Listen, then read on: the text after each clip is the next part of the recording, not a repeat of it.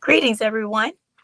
I am Dr. Noni Davis, and it's so good to be here with you today. As you know, I am the current owner of St. Sia Academy, which is a African Center school in Durham, North Carolina, that has been established since 1996. I am uh, a legacy owner.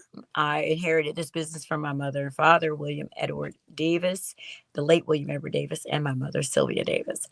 And so today, I would like to share some of what I've learned on my journey with my school. I took 51 people on bus tour of Sankofa journey to Charleston, South Carolina, and the St. Helena Islands of where the Penn Center is. And we also went to Georgetown, where the Rice Museum is. We call it a Sankofa journey because Sankofa is an Akan symbol from the Ashanti people, and it means return to the past and learn for the future.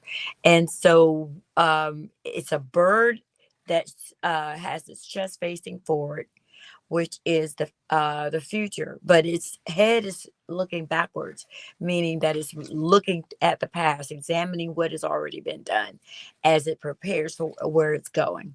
And so that Sankofa bird is symbolizes what we do when we take these trips to different places. I've taken my students to Washington, D.C.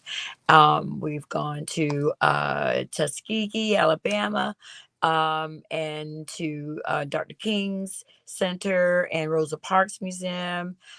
In those areas, we've been to, when we went to Washington, D.C., we went to Frederick Douglass's house. We went to the African American Museum there, the new one, and Mary McLeod Bethune's house, and Blacks and Wax Museum. We've taken the kids to on Sankofa journeys to Hampton, Virginia, um, and also to the Outer Banks. And every time we're looking for Black history in those areas. And we realize that it's crucial for the children to have a hands-on experience with these, and the parents too, because we have parents and teachers and students. But they need to have we take the living history, the things that we have spoken to them about and taught to them about in the classroom, now become a living experience, a lived experience for them.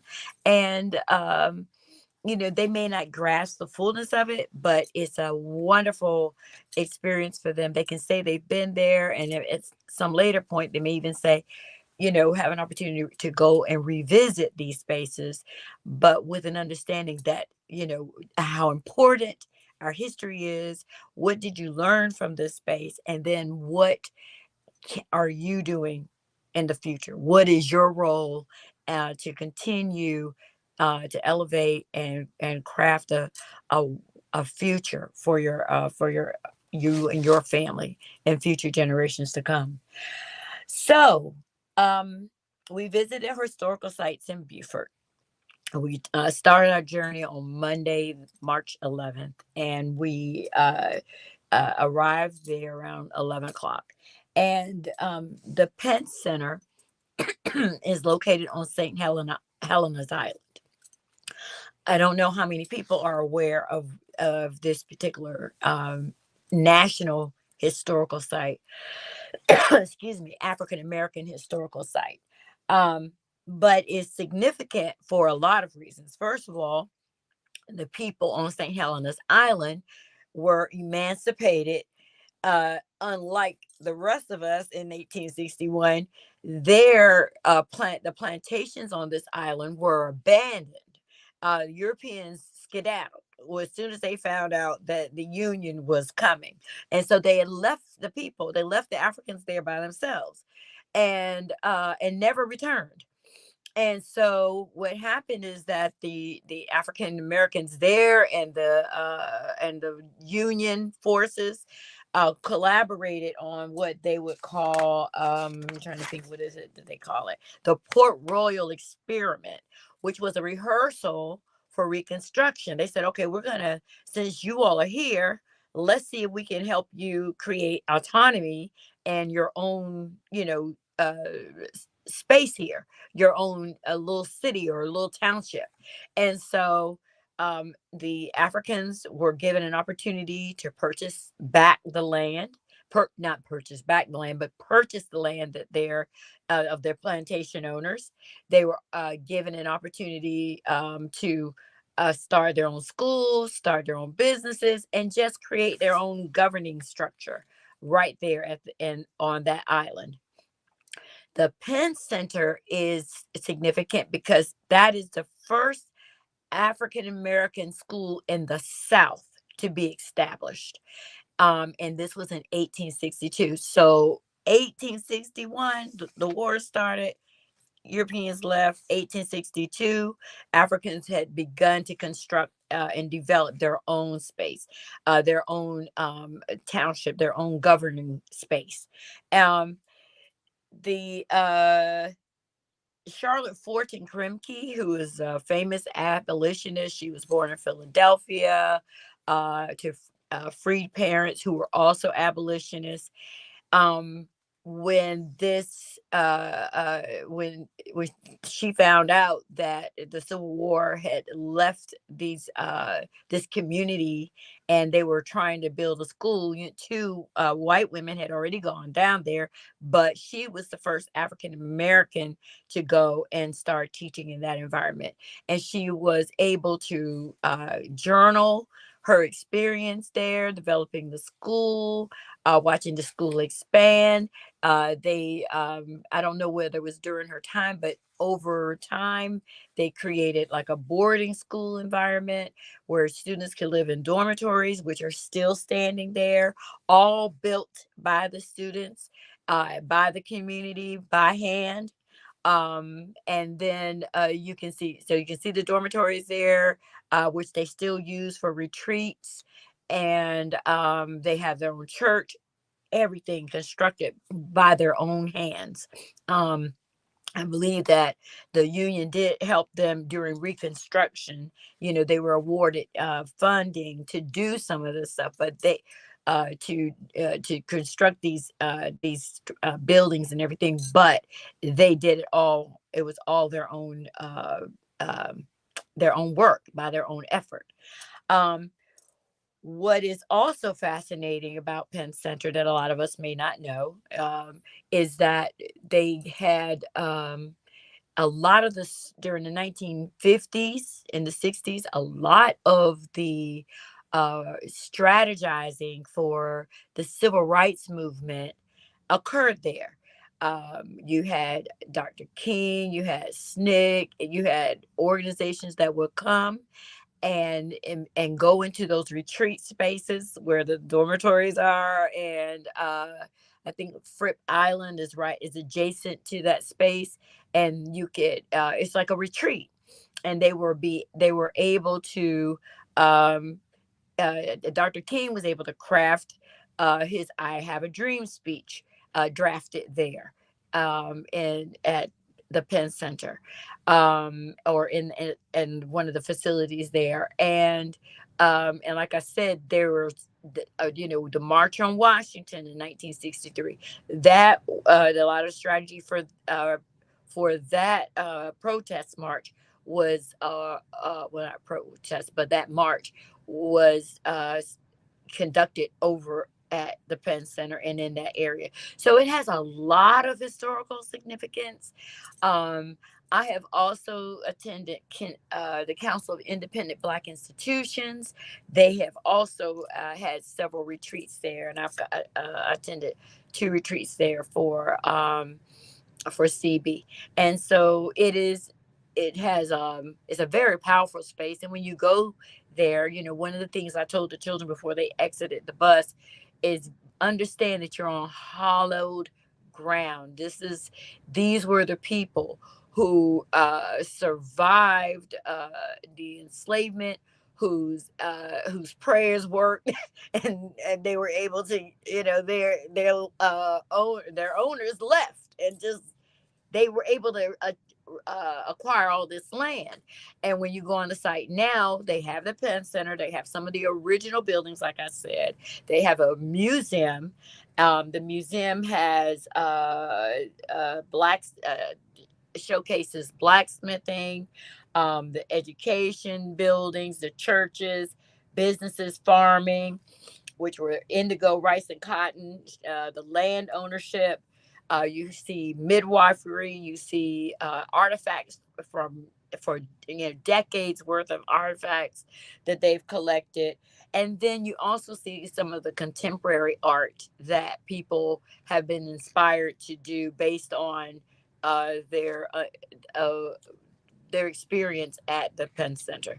And so I encourage everybody to go and visit the space. It's amazing. And um, you could feel the presence of ancestors out there. And I would say because I've done the John Canoe here at the Stagville plantation, you can also, it's the same kind of energy, but instead of feeling just the sorrow and the pain, this one kind of invigorates you because you see, wow, this was one of the first places where Africans were able to establish their own township and their own, uh, free space and maintain it. And in fact, the tour guide, Dr. Maria Gibbs, her family is Gullah Geechee, and they still own about 40 something acres of the property that they inherited 3, 4 generations ago,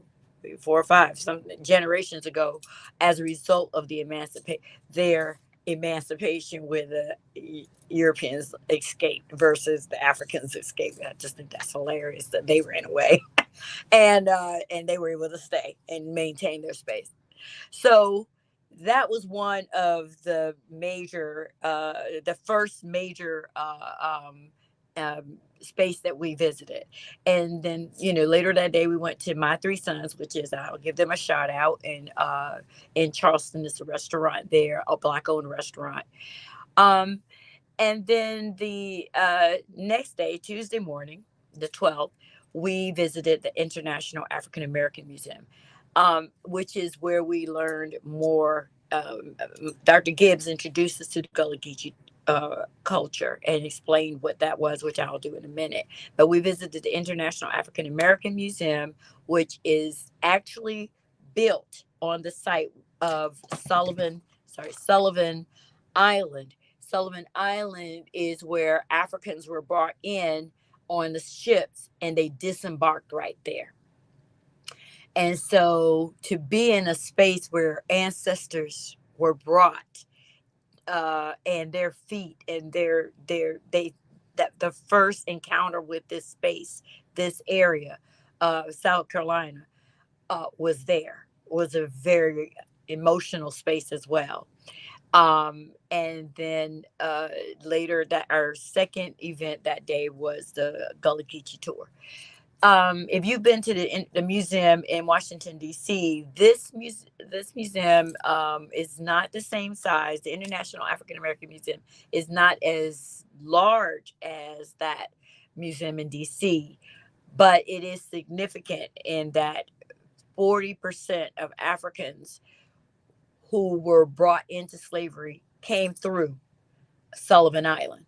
And so that's where we were. We were low in a building dedicated, a hollow space, that it was where the first Africans to come in through enslavement. I mean, that was one of the major ports where they came in. Not the first place, but it was a major port for them. And then the final place we went to was the Rice Museum. The Rice Museum is about about an hour from Charleston, and that experience, as well as the Gullah Geechee tour. We did take a 2-hour Gullah Geechee tour, which took us all around the Charleston area. We went to Johns Island, James Island, and we saw the impact of we well the tour guide explained to us what when you see rows and rows of oak trees, that's usually indicative of a plantation, a space, area where a plantation used to be. And so he pointed out things like that. He pointed out the way that the Gullah Geechee built their houses, and so they would purchase a piece of land, and you see several houses on one piece of land, and that which indicated that all of those people were family members, and they would just parcel out a part of their land for it. So people build their houses, and they're good. They don't have to go, they pay taxes, of course, because we live in America, but they were able to establish their communities right next to each other, which is something that I also saw in Roseboro, which is where my grandmother's family is from, which she's also Gullah Geechee, because Gullah is not just North Carolina, which I'll get back to that in a minute. But I mean, not just South Carolina. But then you also have the churches that people built, other institutions that they built, and then you got to see the progress, or the more contemporary life of African Americans in that area. Those the descendants of the Gullah Geechee people, and what are they doing now? And some of them are in government. Some of them are have been mayors, and they've been councilmen in that area. And then, of course, several Black businesses all throughout the area. So it was a beautiful thing to see. And then people still own, like I said, a lot of their own land, which was significant. So the Rice Museum in Georgetown was probably the most difficult tour. And that is because you actually see the work that Africans were forced to do. When we say STEM or STEAM, we're talking about science, technology, engineering, and math. And of course, STEAM is when you add the art component to that. But you get to see the intensity, the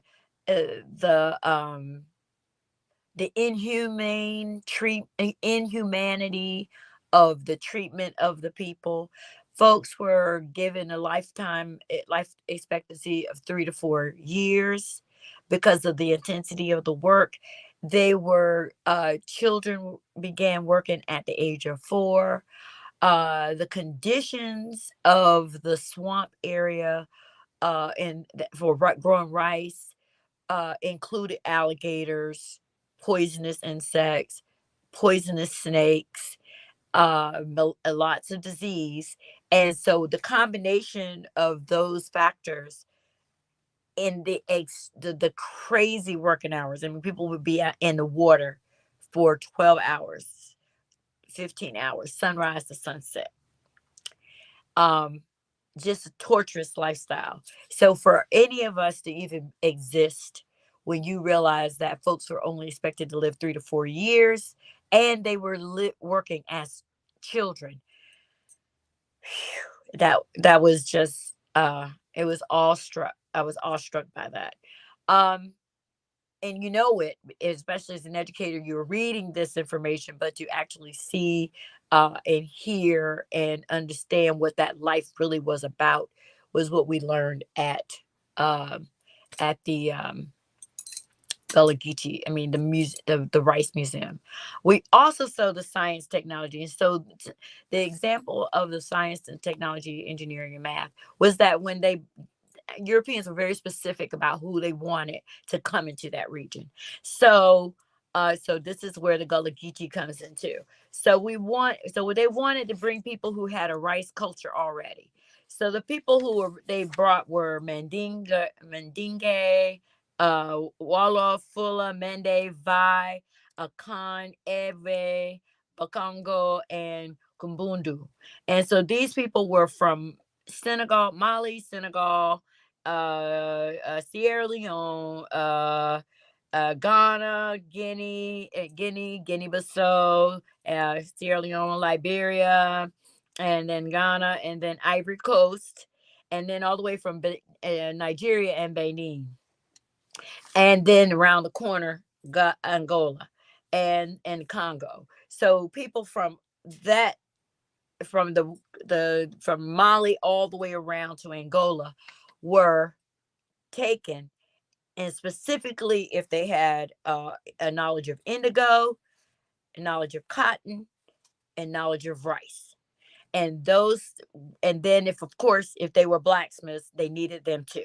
So people were selected, so it was very deliberate. You literally went to Africa to get the people who were the skilled laborers. So this whole idea of they were uneducated, didn't know who they were, didn't have any concept of science, math until Europeans taught them, is literally a lie. What it was is that they got people who already had these skills and brought them, because the geography of their areas were similar to South Carolina, and they said we're going to bring these people over here and do this work in this space in South Carolina and Georgia.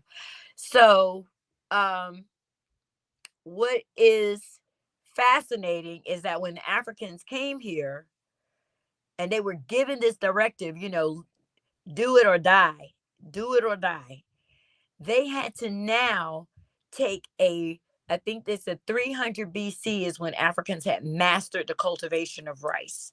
So 300 BC, and now you are here in the 1700s trying to do this. So how many years later is that? That's the 17th. So we're like 2,000 years later, you're trying to bring this technology into um the into an area that has that's like what do they call it, it's virgin land, it's never had rice here grown here. I mean, so they had to look at the landscape, uh the engineering, and figure out how were they going to do this, what is the science. So they had to learn the geography, they had to understand the waterways, they had to understand the tidal waves. You got salt water, you got fresh water, how do you control the intersection of these different waterways, and which can have a significant impact on the rice. You can't grow rice in salt water. So how are you going to keep these separated?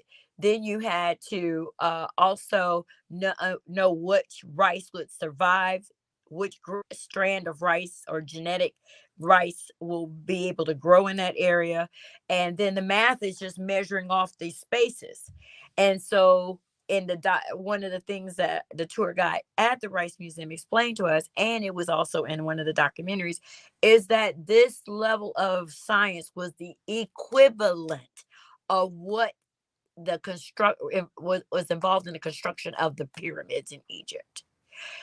For them to successfully develop this process was the highest level of technology, because people haven't even repeated the pyramids, the way the pyramids were constructed. They put up some glass stuff, but they have not taken these 22 ton 2,000 or 2 million ton bricks and moved them and places. They created this other stuff.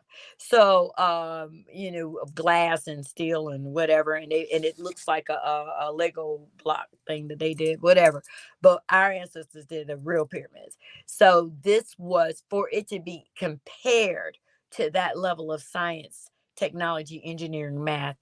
I'm like, and they how many black children, if they knew and understood the intelligence of our ancestors to be able to do this, of course, under the gun, because most people fall apart under the stress of something like that. But our ancestors met the demand, and as a result, rice became gold, Carolina gold, and South Carolina was the second wealthiest colony in of the 13 colonies. I think Massachusetts was one, and South Carolina was second, ranked second, and they were extremely prosperous. We saw the wealth was like the billionaires club, which you if you were to go to a billionaires club, Elon Musk and all those folks, billionaire, that's the level of wealth, comparable wealth that the people in Georgetown had. based on the rice culture of African people, and our science, our technology, our ingenuity, our art, and our mathematical understanding. And so the Gullah Geechee culture is literally a blend of all of those people that I introduced you to. The Akan from Ghana, the Ewe from Ghana, and from Ivory Coast, and the Bakongo, and the Mende, and the Vai, which are from Liberia and Sierra Leone, and the Kumbundu of Angola, and the Mandinke, and the Wolof, and the Fula of Senegambia. And my ancestors are Fula, and I also have ancestors that are Mende. So it is very possible that my ancestors came through that 40% of Africans who were brought into this country. And if you have folks who live on the coast, the Gullah Geechee corridor extends from Florida, which is where the Spanish first landed in the 1500s, and had a whole fight with Mandinkas who kicked them out of the area and established Fort Mose and had their own black township also. And then you had Georgia, so Florida, Georgia, the Spanish also ruled Georgia, and they had a different relationship with the Africans there. If you said bowed your knee to the Catholic Church, we make you free. You do your thing. And then you had North Carolina, and you also had South Carolina and North Carolina. So those were the those all of those coastal areas from Florida all the way to North Carolina is where you is called the Gullah Geechee corridor, and it's because those people blended their language, they blended their culture, they blended their spiritual systems, they blended their science, their cooking techniques, their cultural values, their languages, all of that were blended in and created Gullah and Geechee. And Gullah is from the Angola word, is believed to be from Angola. Geechee is from this Gizzy word from Liberia. And so the blend of it is Gullah and Geechee. And I think Gullah is usually South Carolina. Geechee is usually referred to people from Georgia. But um, one of the things that Dr. Gibbs at the Penn Center explained was that if you have parents who are grandparents or great grandparents who speak that dialect, then you're more than likely Gullah Geechee. And so I'm happy to say that I heard my grandmother, Minnie T. Minnie Tatum Davis from Roseboro, definitely spoke in the Gullah Geechee dialect. And so I am a descendant of Gullah Geechee people. And so it was a powerful experience. I encourage everyone, when you go, wherever you go, when you take your children somewhere, take them, find the Black history in that space, because it is so empowering. I literally felt like I went, I got the anointing and a flowing of ancestral energy. And it's like a booster shot, like this, you get a COVID booster. I got a booster shot of of Blackness, of melanin, of affirmation, of just understanding of who I am and who my people are. And just it revives you, because you understand if they were able to endure this, okay, here comes Trump with his foolishness. Okay, here comes when these white nationalists, okay, we see you, but we beat you and we will beat you again. You will not, we will overcome. We will overcome. And so that's my conclusion of my Sankofa journey to the Gullah Geechee corridor of South Carolina. Say, Ashe.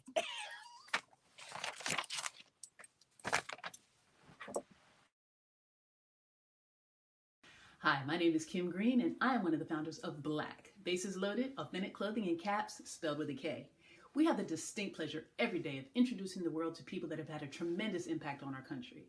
In doing so, we're allowing the accomplishments of these groups to both be celebrated and acknowledged, while our customers are provided the opportunity to commemorate them with high quality and stylish attire. Black specializes in licensed apparel for Negro League Baseball, Buffalo Soldiers, and the Tuskegee Airmen. We started Black to act as an educational partner to museums nationwide to not only inform everyday Americans on Black history, but to celebrate the individuals that played on segregated sports teams and served in segregated units of the military. The problem we're solving is twofold. One, Black history, which is American history, has been excluded from the core curriculum in our children's schools. And two, when we started the company, it was and really still is hard to find high quality Black history apparel. Our goal is to change both of those things.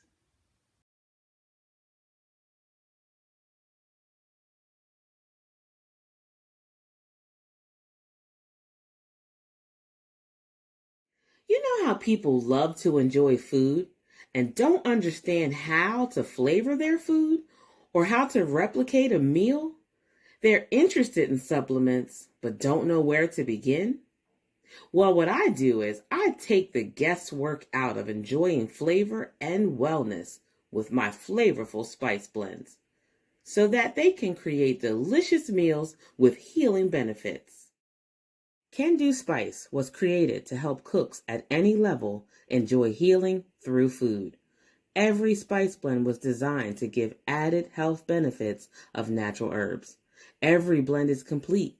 There's no need to add any additional spice for a delicious meal. Saving you time and money while adding supplements to your meals can be both tasty and fun.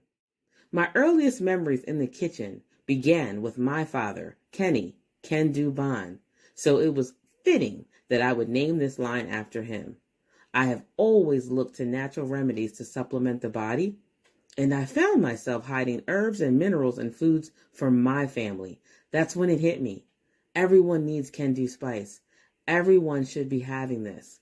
It's an exclusive brand for cooks at any level who want to create flavorful dishes with healing benefits that can satisfy the body and soul.